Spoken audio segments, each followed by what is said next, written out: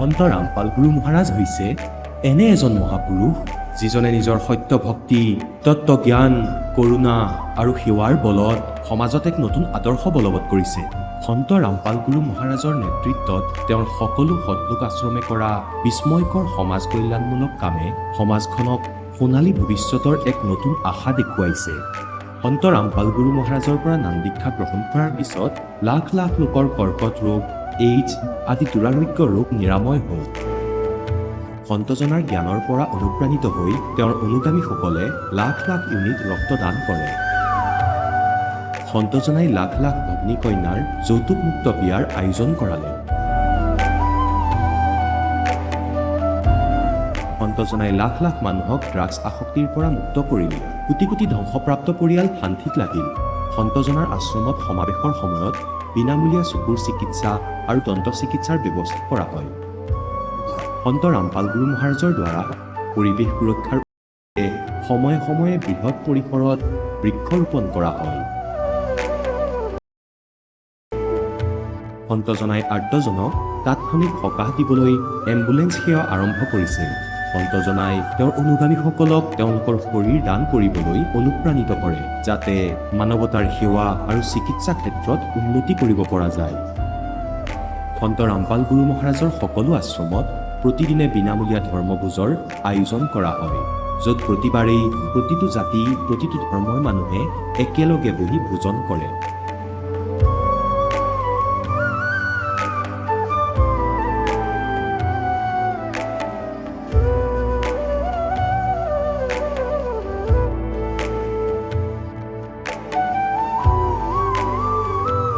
সন্ত ৰামপাল গুৰু মহাৰাজৰ আশ্ৰমত সহস্ৰাধিক বৃদ্ধ বৃদ্ধাই শ্ৰদ্ধা আৰু মৰমেৰে জীৱন যাপন কৰাৰ সুযোগ পায়।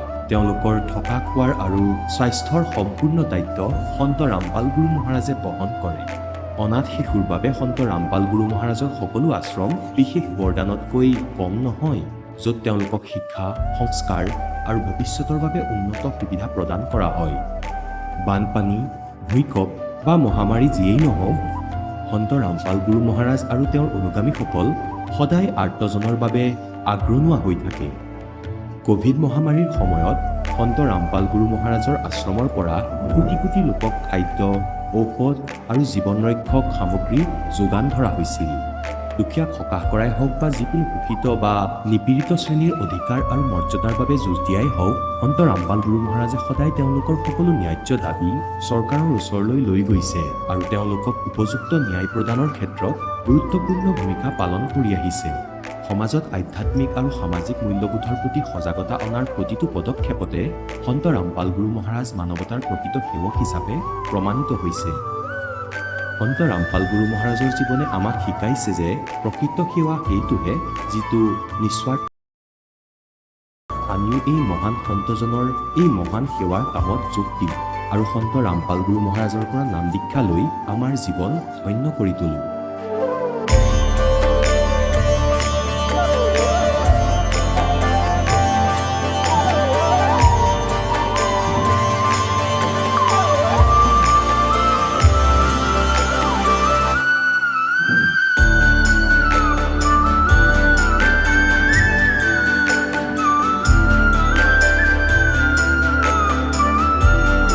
আপোনালোকক পৰিয়ালৰ সৈতে সৎলোক আশ্ৰমলৈ আন্তৰিকতাৰে আমন্ত্ৰণ জনোৱা হয়।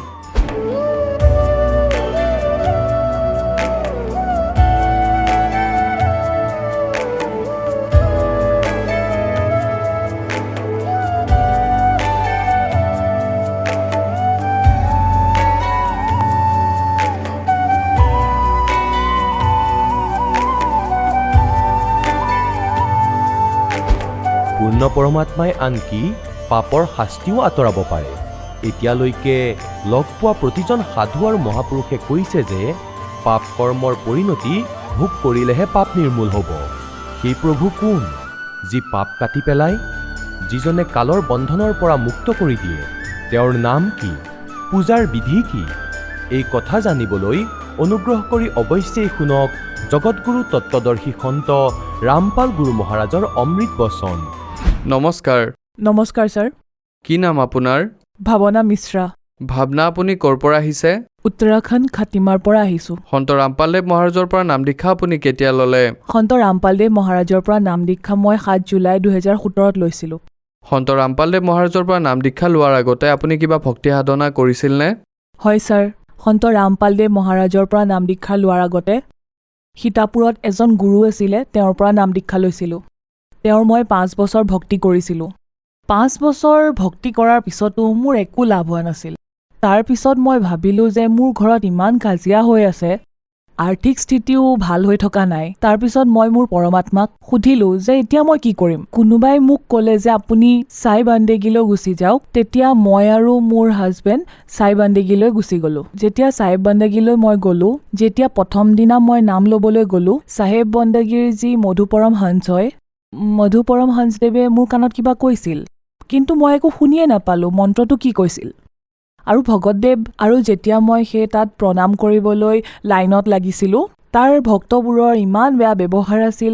ভগতদেৱ তেওঁলোকে হাত টানি পেলাই যিকোনো মানুহক এনেকৈ দূৰলৈ ঠেলি পঠিয়াইছিল। গতিকে মোৰ আচৰিত লাগিল। মই ক'লোঁ মইতো পৰমাত্মাৰ শৰণ ল'বলৈ ইয়ালৈ আহিছিলোঁ আৰু ইয়াত ইমান দুৰ্ব্যৱহাৰ হৈ আছে। মই মোৰ স্বামীক ক'লোঁ যে আপুনি ইয়াৰ পৰা এতিয়াই ব'লক, মই একো ভক্তি নকৰোঁ আৰু ইয়াত। আৰু আমাৰ ওচৰ চুবুৰীয়া ৰাধা স্বামীৰ এজন আছিল আৰু তেওঁ সদায় মোৰ ওচৰত বহিছিল আৰু ৰাধা স্বামীৰ কথা কৈছিল। মোক ক'লে যে আপুনি ইমান চিন্তাত আছে, এটা কাম কৰক, আপুনি মোৰ লগত ৰাধা স্বামীলৈ ব'লক আৰু আপোনাৰ টিকেট মই কৰাই দিম। আৰু তেতিয়া মই মোৰ ভগতদেৱক ক'লোঁ সোনকালে গুৰু বিচাৰক, নহ'লে মই 5 দিনৰ ভিতৰত ৰাধা স্বামীলৈ গুচি যাম বিয়াসলৈ। তাৰপিছত মোৰ ভগতদেৱে আৰু এজন ভগত আছিল, তেওঁ ওচৰলৈ গৈ এই কথা ক'লে। তেতিয়া তেওঁ ক'লে যে এজন গুৰুদেৱ আছে সন্ত ৰামপালদেৱ মহাৰাজ, তেওঁৰ টিভিত সৎসংগ আহি থাকে, আপুনি টিভিত তেওঁৰ সৎসংগ চাওক। মই ক'লোঁ যে মই কাৰোৱে সৎসংগ নাচাওঁ, মই বৰ অসুবিধাত পৰিছোঁ, মই এতিয়া কোনো গুৰুৱে নবনাওঁ আৰু। তেতিয়া ভগতদেৱে মোক ক'লে একো কথা নাই, আপুনি সৎসংগ নেচাই নালাগে চাব, আপুনি মনে মনে শুনিবতো পাৰে, হ'ব বাৰু কোনো কথা নাই। মোৰ ভগতদেৱৰ সৎসংগ ভাল লাগিল আৰু তেওঁ নাম লৈ ল'লে। তাৰপিছত মই একো নভবাকৈ সন্ত ৰামপালদেৱ মহাৰাজৰ পৰা নাম ল'লোঁ 7 জুলাই 2017। বাইদেউ আপুনি কৈছে যে আপুনি বহুত দুখত আছিল, আপুনি দুখখিনি লৈ মধুপৰম হংসৰ ওচৰলৈও গ'ল। তাৰপিছত আপুনি সন্ত ৰামপালদেৱ মহাৰাজৰ সৎসংগ শুনিলে আৰু তেওঁৰ পৰা নাম দীক্ষা ল'লে। তেন্তে সন্ত ৰামপালদেৱ মহাৰাজৰ পৰা নাম দীক্ষা লোৱাৰ পিছত কিবা লাভ পালেনে? হয় ভগতদেৱ, সন্ত ৰামপালদেৱ মহাৰাজৰ পৰা নাম লোৱাৰ পাছত মই আৰ্থিক, মানসিক, আধ্যাত্মিক সকলো ফালৰ পৰাই লাভ পালোঁ। ভগতদেৱ, মোৰ ঘৰত ইমান কাজিয়া লাগি আছিল, সকলোবোৰ ভাল হ'ল আৰু আৰ্থিক স্থিতিও মোৰ দিনে ৰাতি আৰ্থিক স্থিতি বাঢ়ি গৈ থাকিল। ভগতদেৱ, মই সকলো ফালৰ পৰাও শান্তিত আছিলোঁ। ভগতদেৱ, আজি পৰমাত্মাৰ দয়াত, সন্ত ৰামপালদেৱ মহাৰাজৰ দয়াত মই বহুত সুখী। মোৰ ল'ৰাৰ বহুত ডাঙৰ এক্সিডেণ্ট হৈছিল, স্কুললৈ গৈ আছিল সি। মোৰ ল'ৰাটোৰ আৰু মোৰ ভতিজাৰ এক্সিডেণ্ট হৈছিল যেতিয়া ইয়াৰ পৰা ঘৰলৈ গৈছিলোঁ। ভগতদেৱ, মই তেওঁলোকে ক'লে যে আপোনাৰ ল'ৰাটো হস্পিটেলত আছে, কিন্তু সিহঁতক ৰাস্তাৰ পৰা তুলি নিয়া নাছিল, মৰিছিল বুলি ভাবিছিল ল'ৰাটো। মোৰ ঘৰত সেইদিনাখন সৎসংগ আছিল। ভগতদেৱ, 8টা বজাৰ সময় আছিল ৰাতিপুৱাৰ। পৰমাত্মাক দণ্ডৱত প্ৰণাম জনালোঁ। সেই মুক্তিদাতা পৰমাত্মা সন্ত ৰামপালদেৱ মহাৰাজ, আজি আপোনাৰ সৎসংগ মোৰ ঘৰত আছে। মানুহেতো মোক ঠাট্টা কৰিব, সৎসংগ তুমিয়ে পাতিছা আৰু তোমাৰ ঘৰতে এনেকুৱা অঘটন ঘটিল, মুক্তিদাতা এনেকুৱা যাতে একো নহওক। মই গৈ মুক্তিদাতা সন্ত ৰামপালদেৱ মহাৰাজৰ আগত দণ্ডৱত প্ৰণাম জনালোঁ। ভগতদেৱ, 1 ঘণ্টাৰ ভিতৰত 2টা ল'ৰা ঘৰলৈ আহিল। ল'ৰাটোৱে ক'লে মই হস্পিটেললৈ নাযাওঁ মা, পৰমাত্মাৰ ওপৰত বিশ্বাস ৰাখা তুমি। মুক্তিদাতা সন্ত ৰামপালদেৱ মহাৰাজৰ দয়াত মোৰ ল'ৰাই পিছদিনাৰ পৰাই খাবলৈ আৰম্ভ কৰিলে, য'ত তাৰ 2খন হাততে চিলাই পৰিছিলে। আৰু মোৰ মাইগ্ৰেনৰ প্ৰব্লেম আছিল। মাইগ্ৰেনৰ প্ৰব্লেম 5-6 বছৰ আগৰ পৰাই আছিল। মোৰ আধা মূৰত ইমান বিষ আছিল যে মোৰ বমি হৈছিল সেই বিষৰ। আৰু সেই মাইগ্ৰেনৰ বিষ কেতিয়া শেষ হ'ল মই নিজেই গম পোৱা নাছিলোঁ। মোৰ ল'ৰা ছোৱালীয়ে কৈ আছিলে যে মা, আজিকালি তোমাৰ মাইগ্ৰেনৰ বিষ নহয় দেখোন। তেতিয়া মই অনুভৱ কৰিলোঁ যে আজিকালি মোৰ মাইগ্ৰেনৰ বিষ নোহোৱা হ'ল। মই বহুত ডক্তৰক দেখুৱাইছিলোঁ আৰু সন্ত ৰামপালদেৱ মহাৰাজৰ দয়াত মোৰ মাইগ্ৰেনৰ বিষটো ভাল হৈ গ'ল আৰু মোৰ আৰ্থিক স্থিতিও ভাল হৈ গ'ল। মুক্তিদাতা সন্ত ৰামপালদেৱ মহাৰাজৰ দয়াত আজি ৰাতিপুৱাই মোৰ আৰু এটা লাভ হৈছিল। ভগতদেৱ, যে মোৰ ফন্তি বদলিৰ কাম আছিলে, আমি সেইটো বেচিব বিচাৰি আছিলোঁ। গতিকে পৰমাত্মাৰ দয়াত সন্ত ৰামপালদেৱ মহাৰাজৰ দয়াত আজি ৰাতিপুৱাই 10 লাখৰ এজন গ্ৰাহক আহিল আৰু ক'লে মই আপোনাৰ ফেন্তি বদলিটো লৈ যাম। মোৰ বিষৰ বাবে মোৰ চকু ৰঙা পৰি গৈছিল ছাৰ। মই ভাবিলোঁ মোৰ চকুৰ সমস্যা আছে, সেইবাবে মই সত্যা নেত্ৰালয় চিতাৰগঞ্জ হস্পিটেলত মই চকুৰ চেকআপলৈ তেওঁলোকে মোৰ চকু পৰীক্ষা কৰিছিল। পৰীক্ষাত ছাৰ এয়া মোৰ গাঁঠিয়াৰ সমস্যাৰ কথা ক'লে, য'ত মোৰ গাঁঠিয়াৰ সমস্যা এয়া 70% গাঁঠিয়াৰ সমস্যা মোৰ ৰিপৰ্টত আহিছে। ডক্টৰে যে কৈ আছিলে মোক 70% গাঁঠিয়াৰ সমস্যা আছিল মোৰ। এনেকৈতো খোজেই কাঢ়িব নোৱাৰে আৰু আপুনি ইমান দূৰ খোজকাঢ়ি আহিছে।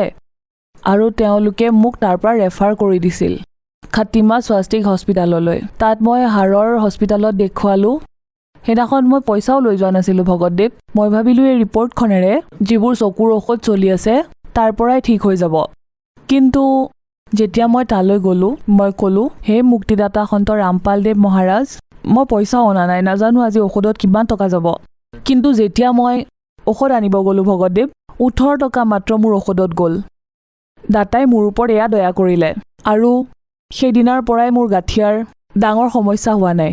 সদগুৰু ৰামপালদেৱ মহাৰাজৰ দয়াত মোৰ গাঁঠিয়াৰ প্ৰব্লেমটো ভাল হ'ল। আৰু ইয়াৰ বাহিৰেও আৰ্থিক লাভ হৈছে। আৰ্থিক লাভত মোৰ ঘৰ পৰিয়াল সুখী হ'ল। 3জন ভাই ককায়েকে নাম ল'লে। আমাৰ সমগ্ৰ পৰিয়াল নাম দীক্ষিত। সন্ত ৰামপালদেৱ মহাৰাজৰ পৰা নাম দীক্ষা লোৱাৰ পিছত আপুনি বহুত লাভ পালে। গতিকে আজি আপোনাক যিসকল মহিলাই টিভিত চাই আছে আৰু দুখত আছে, তেওঁলোকক আপুনি কি ক'ব? মই সকলো মহিলাক এইটোৱে নিবেদন কৰোঁ যে সদগুৰু ৰামপালদেৱ মহাৰাজৰ সৎসংগ আহে চেনেলত। আপোনালোকে সেই সৎসংগ চাওক, পৰমাত্মাৰ সৎসংগ শুনক আৰু তাৰ লাভ লওক। আৰু যদি কোনো ভগদাত্মাৰ কিবা সমস্যা হয়, যি পৰমাত্মাৰ সদগুৰু ৰামপালদেৱ মহাৰাজৰ যি সৎসংগ চলে, তলত এটা হালধীয়া শাৰী আহে, তাত নামদান কেন্দ্ৰৰ নাম্বাৰ দিয়া থাকে। আপুনি তাত যোগাযোগ কৰি নাম ল'ব পাৰে। ধন্যবাদ।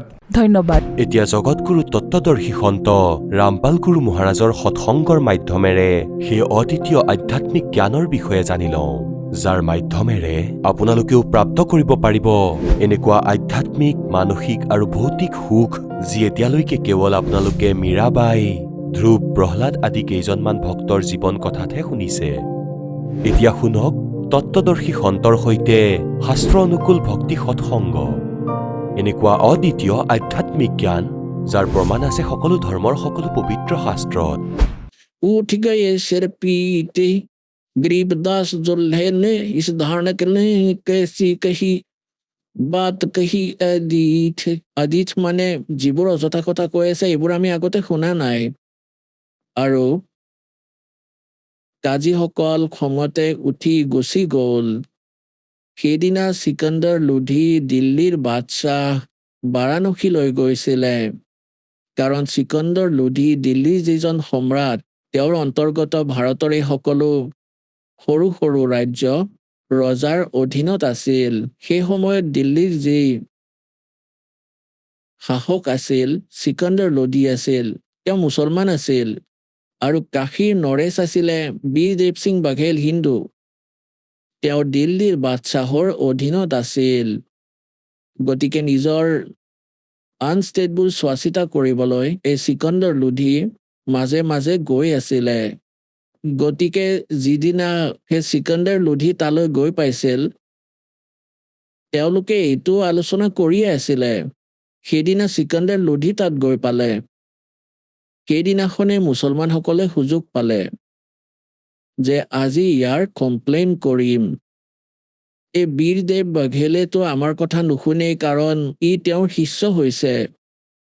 গতিকে চিকান্দাৰ লোধি আহিলে আমি সকলো কথা কম। কি হ'ল? কাজি পটকে কুৰানে কো উঠ গয়ে সিৰ পীটে गरीबदास जुल्हा कही ये बानी अकल अदीठ जुल्ले दीन बिगाड़िया काजी आए फेरे गरीबदास मुल्ला मोर गए अपनी अपनी बेरे।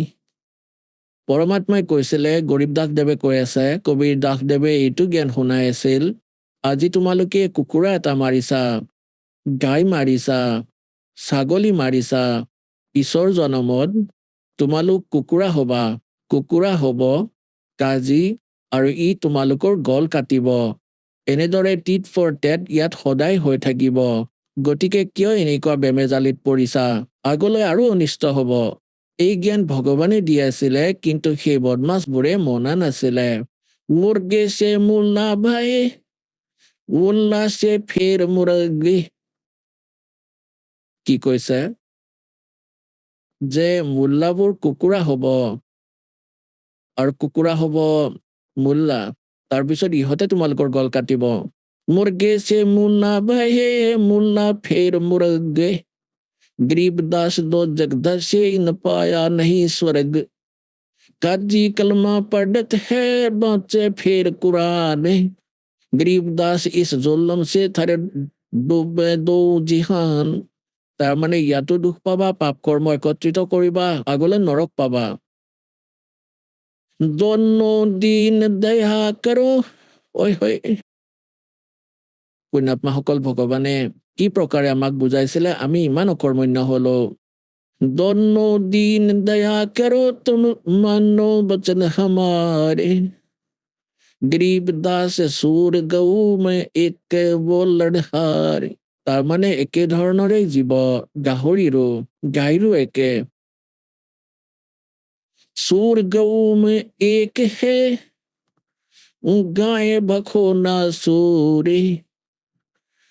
गरीबदास सूर गऊ दोहू का एक लूरे। मुल्ला से पंडित भये है, पंडित से भय मूले। गरीबदास तज बैर भाव तुम कर लो सोलम सोल। তোমালোকে নিজৰ মাজত মৰমেৰে থাকা, নিজৰ মাজত কম্প্ৰমাইজ কৰা, কাকো কষ্ট নিদিবা, মাৰপিট নকৰিবা, কাজিয়া নকৰিবা।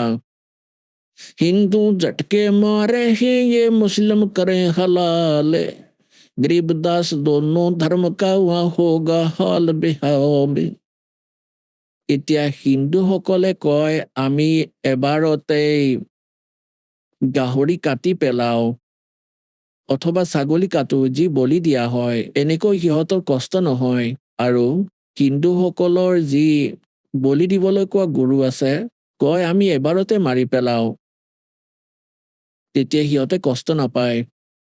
আৰু মুছলমানসকলে কয় আমিতো লাহে লাহে মৰমেৰে কাটো আৰু কলিমা পঢ়ি থাকো আৰু লাহে লাহে মৰমেৰে কাটো। পৰমাত্মাই কয় যদি চোৱা, লাগিলে এবাৰতে মাৰা বা লাহে লাহে মাৰা, মৰাটো মৰিবই। তোমাৰ যদি গল কাটো, যি ধৰণে কোৱা তেনেকৈ কাটিম, আহা এদিন, যিটি কথা কয়। গতিকে আমি জ্ঞান নহয় অযথা কথা জানো। ভগৱানে যেতিয়া বুজাব ধৰিলে আমি তেওঁৰ শত্ৰু হলো। रब की रूह मारते ये खाते मोरे मोरे। गरीबदास उस नरक में खुन्नी को नहीं ठोरे। उगोड़े ऊंट अटक नहीं ये तितर क्या खरगोश है। गरीबदास ऐसे कुकर्मी से वो अल्लाह है सो को से। এনেকৈ ভগৱানক পাম বুলি ভাবা। তিছো ৰোজে খুন करत हो कैसे हो दीदारा।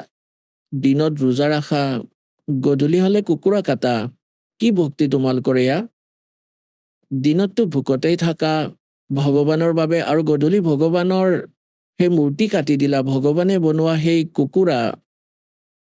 এজন বাবা সাধু সন্ত গৈ আছিল, ৰাস্তাত এটা জুপুৰি পালে, তাত কিছু ব্যক্তিয়ে পাত্ৰ এটাত বস্তু উতলাই আছিলে, ৰান্ধি আছিলে। সেই সন্তই সুধিলে যে কি বনাই আছা ভগতসকল? সিহঁতে কলে বাবা মহাৰাজ দেৱ কুকুৰা বনাই আছো।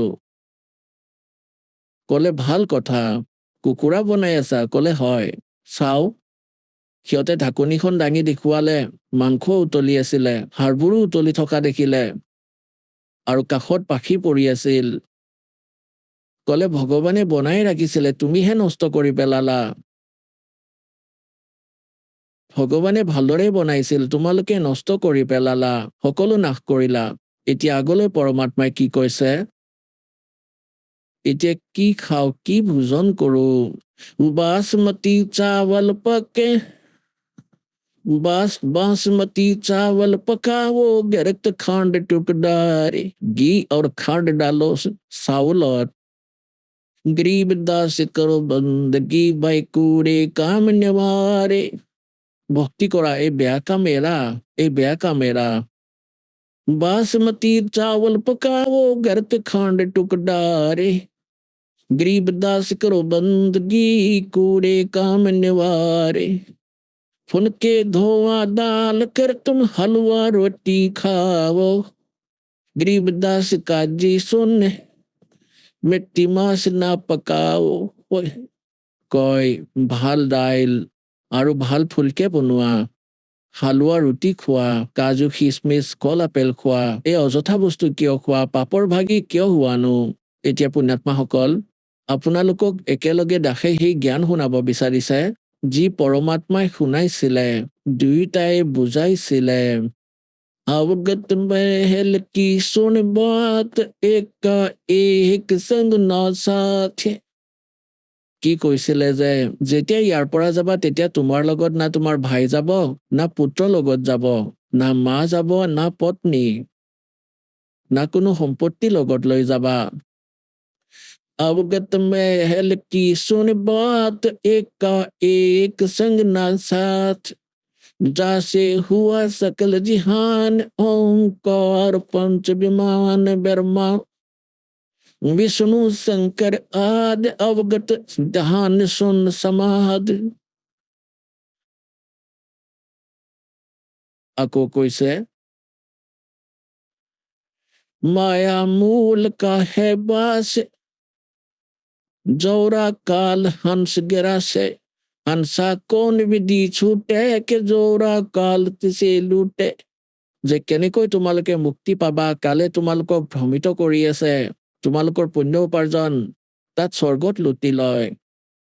তাৰপিছত উত্তৰ দিছে চতুৰ্বুৰ মেলে সন্ত সুজান, তো या मिटे आवादान, नेमी नेम कर भूले, उर्दमुख पीहिंग कस झूले। पंथ अग्नि लगावे पीठ, सोदा ज्ञान सकल बसीट, मुंडित जट्टा जोटम बेख, डूब्या सकल बिना विवेक। জ্ঞানৰ অবিহনে এই সকলোৱে ভ্ৰমিত হৈ আছে। কি কৈছে যে কোনোবাইতো ওপৰৰ ফালে ভৰি থৈ, তলফালে মূৰ থৈ, শীৰ্ষাসনত থিয় হৈ, ভস্মাগিৰিৰ দৰে যেনেকৈ অকৰ্মণ্য আত্মাই শীৰ্ষাসনত 12 বছৰ ধৰি থিয় হৈ আছিল আৰু ভগৱান শিৱৰ পূজা কৰিছিল, তেওঁৰে পূজাৰী আছিল। তাৰপিছত ভগৱান শিৱই সুধিলে যে কি লাগে কোৱা।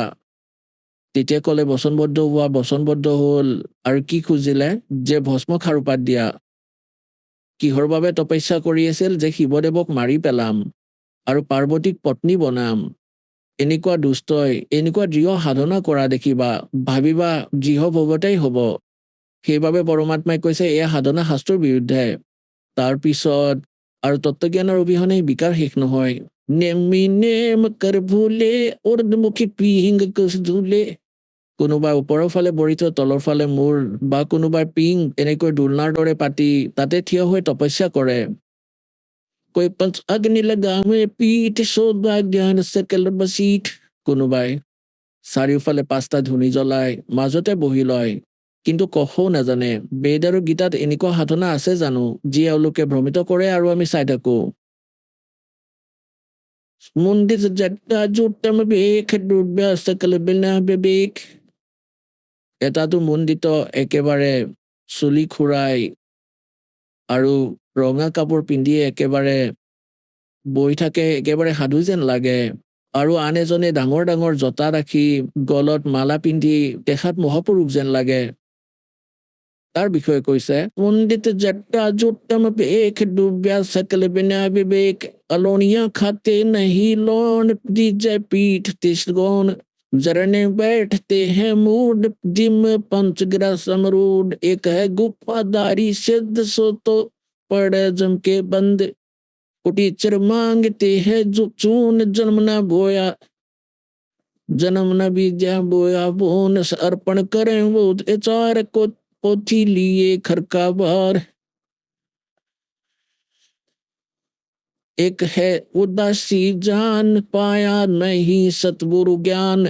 एक है तर्क त्यागी तीर अंदर बहुत माया भीड़। एक है दंडधारी डाग बन के कीजिएंगे बाग। আপোনালোকে দেখিছে চাগে শংকৰাচাৰ্যৰ দৰে আৰু তেওঁলোকৰ পৰম্পৰাত এডাল সেয়া থৈ লাঠিৰ দৰে তাত সেইডালক দণ্ড বুলি কয়। দণ্ড দণ্ড আৰু সেইডালক ইমান ভালদৰে থয় সেই লাঠিডালক তাৰ ওপৰত কাপোৰ বান্ধি লয় বহুত ভাল আৰু সেইডাল কান্ধত থয় মাটিত নথয় অপমান হৈ যাব সেই লাঠিডালৰ দণ্ড বুলি কয়। আৰু যেনে যদি ক'ৰবাত স্নান